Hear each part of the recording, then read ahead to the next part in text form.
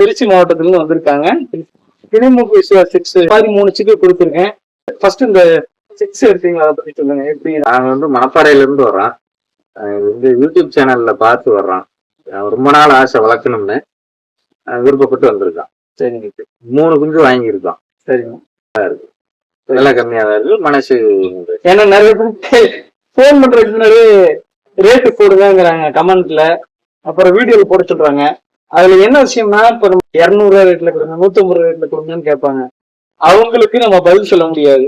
அவங்களுக்கு இதை பத்தி தெரியவும் தெரியாது. கிளிமூக்கு தெரியாதுன்னா நம்ம செட்டு தான் நீங்க பாத்துக்கீங்க எவ்வளவு விட்டு. ஏன்னா 100 ரூபா 150 ரூபாய்க்கு அசால்ட்டா கேட்கறாங்க, ஒரு மதிப்பா கூட கேட்க மாட்டாங்க.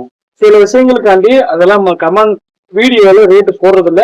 ரேட் அதுக்காண்டி ரொம்ப அதிகம் 40,000 கொடுத்து 30,000 கொடுத்தெல்லாம் கிடையாதுங்க. கணிசமான ரேட்லாம் கொடுப்பேன். அதுக்காண்டி குஞ்சோட தரத்தையும் நம்ம பார்த்துலாம் ரேட்டு சொல்லுவோம்.